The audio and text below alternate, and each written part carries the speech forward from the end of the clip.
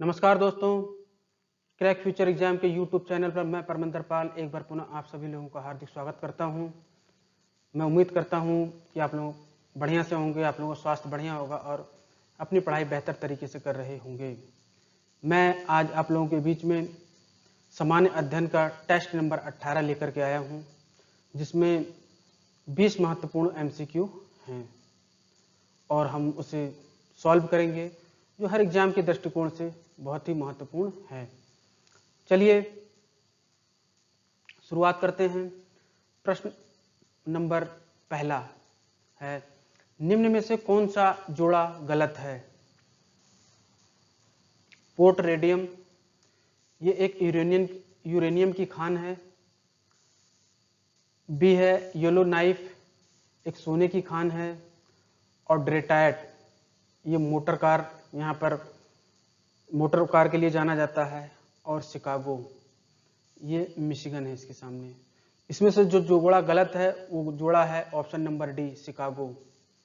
Chicago Michigan नदी के तट पर है और यह मांस प्रसंस्करण उद्योग के लिए जाना जाता है। और ऊपर के तीनों ही सही हैं। प्रश्न 2, डॉल्फिन नोज नामक पहाड़ी किस बंदरगाह पर निकली हुई है? उत्तर है ए, विशाखापट्टनम, ये पट्टनम है। और ऑप्शन बी है एन्नौर, ऑप्शन सी है पारादीप और ऑप्शन डी है न्यू मंगलोर। तो इसका जो सही आंसर है वह ऑप्शन नंबर ए, विशाखापट्टनम। प्रश्न 3, निम्न में से कौन सा कथन सही है? कथन 1 है, काली मृदा में गर्म व शुष्क मौसम में गहरी दरारें पड़ जाती हैं। ये कथन हमारा एकदम सही है। दूसरा कथन है, गीली होने पर इन मृदाओं को जोतना कठिन हो जाता है क्योंकि ये चिपचिपी हो जाती हैं। क्योंकि चिपचिपी हो जाती हैं, जोतना कठिन हो जाता है क्योंकि इनमें नमी धारण करने की क्षमता बहुत ज़्यादा मात्रा में होती है। और जब बरसात होगी तो गीली हो जाएगी, तो इससे खेतों को जोतना जो है कठिन हो जाता है। इस प्रकार इसका जो सही आंसर है वह है ऑप्शन नंबर सी, 1 व 2 दोनों ही सही हैं। प्रश्न 4, निम्न में से कौन सा कथन सही है? कथन 1 है, लाल मृदा रवेदार आग्नेय चट्टानों पर कम वर्षा वाले भागों में विकसित हुई है।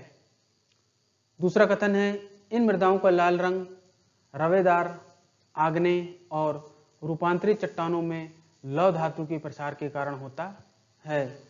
और ये दोनों ही कथन सही हैं। इस प्रकार जो हमारा सही आंसर होगा वो ऑप्शन नंबर सी होगा। दोनों ही कथन सही हैं, 1 व 2 दोनों। प्रश्न 5, अंडमान निकोबार में झूम खेती को क्या कहा जाता है? उत्तर ए है झूम खेती, ऑप्शन बी है दीपा खेती, ऑप्शन सी है पामलू खेती और ऑप्शन डी है मिल्पा खेती। इसका सही आंसर है वह ऑप्शन नंबर बी, दीपा खेती। ये जो झूम खेती है अलग अलग राज्यों में अलग अलग नामों से जानी जाती है। विदेशों में भी ये इस प्रकार की खेतियां होती हैं और ये अलग अलग नामों से जानी जाती हैं। प्रश्न 6, हवाई जहाज के ब्लैक बॉक्स का रंग कैसा होता है? उत्तर ए, नारंगी रंग, ऑप्शन बी काला रंग, ऑप्शन सी बैगनी रंग और ऑप्शन डी है लाल रंग। इसका सही आंसर है वह ऑप्शन नंबर ए, नारंगी रंग का एक ब्लैक बॉक्स होता है।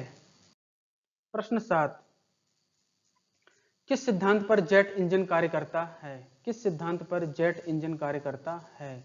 उत्तर ए, रैखिक संवेग संरक्षण, ऑप्शन बी कोणीय संवेग संरक्षण, ऑप्शन सी ऊर्जा संवेग संरक्षण, ऑप्शन डी द्रव्यमान संरक्षण।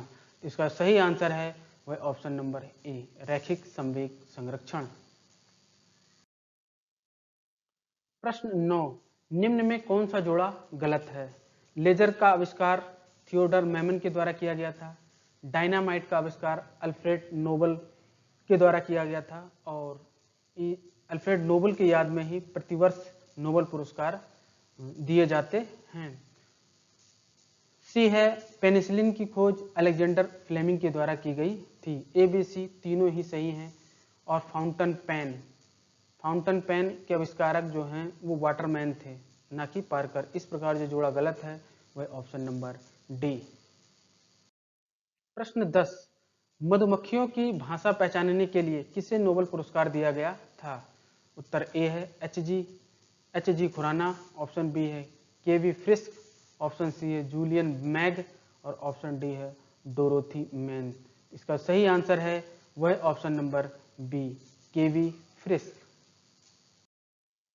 प्रश्न 11, निम्नलिखित में से किसने हड़प्पा संस्कृति के विघटन के लिए इंद्र को उत्तरदायी माना था? उत्तर ए है sir John Marshall, option B है sir Mortimer Wheeler, option C है सर आर.एल. स्टीन और ऑप्शन डी है एम.एस. वत्स। इसका जो सही आंसर है वह option number B, sir Mortimer Wheeler को हड़प्पा संस्कृति के विघटन के लिए उत्तरदायी माना जाता है, इंद्र को। ऐसा इन्होंने अपना एक विचार दिया था।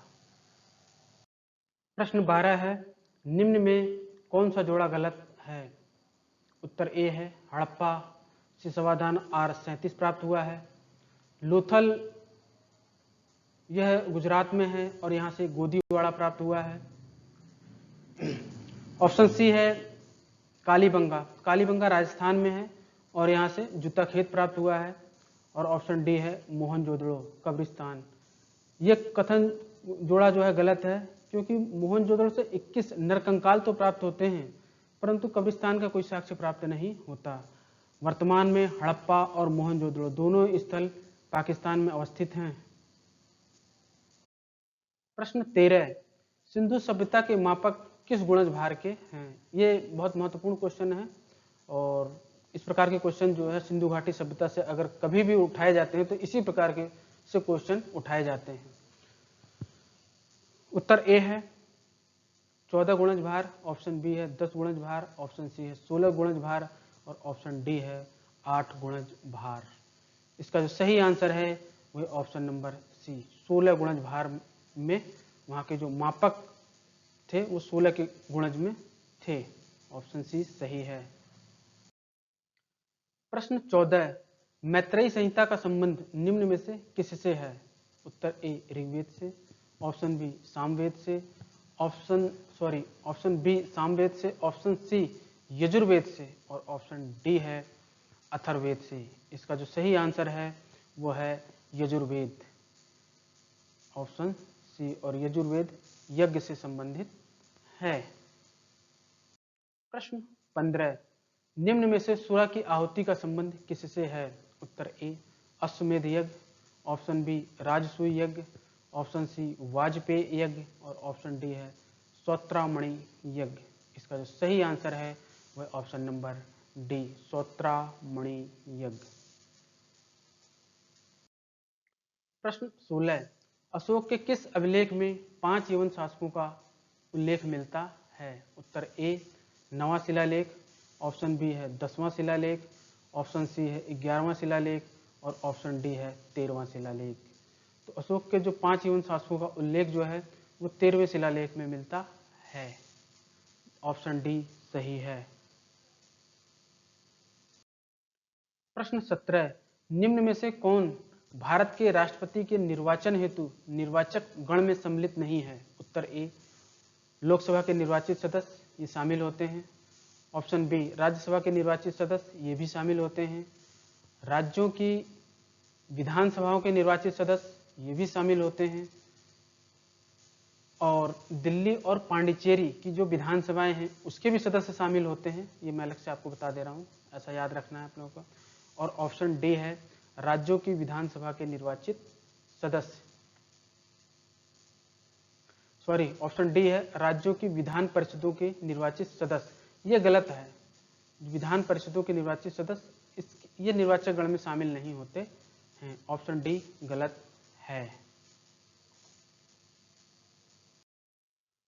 प्रश्न 18, राष्ट्रपति के निर्वाचन में राज्य का मुख्यमंत्री मतदान करने के लिए पात्र नहीं होता है यदि वह, उत्तर ए क्या होगा?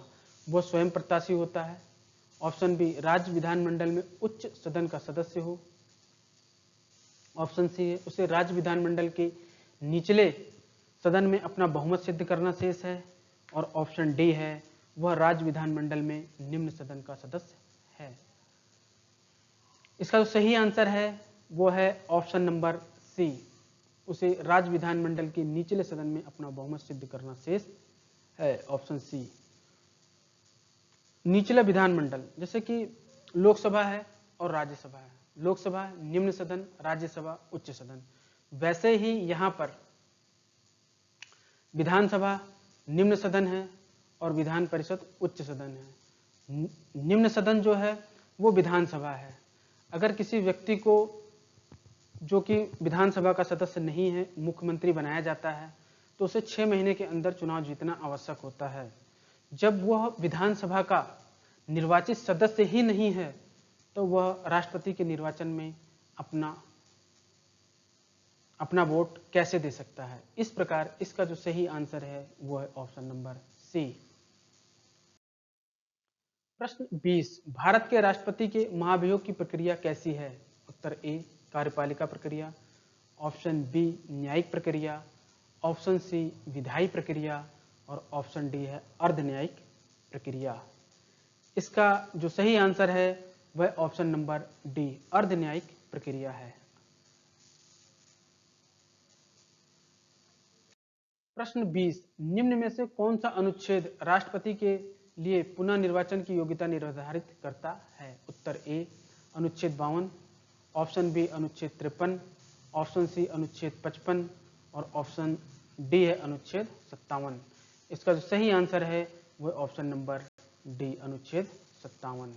ये 20 महत्वपूर्ण क्वेश्चन थे, आप लोग इसको रिवाइज कर लीजिएगा और मेरे चैनल को आप लोग लाइक करें और जो भी मेरे इस चैनल पर नए हमारे मित्र जुड़ना चाह रहे हैं वो मेरे चैनल को सब्सक्राइब कर दें ताकि मैं कोई भी वीडियो अपलोड करूं उसका नोटिफिकेशन आप तक पहुंच सके और आप मेरे इस वीडियो को अपने दोस्तों के बीच में शेयर कर सकते हैं। Thank you so much.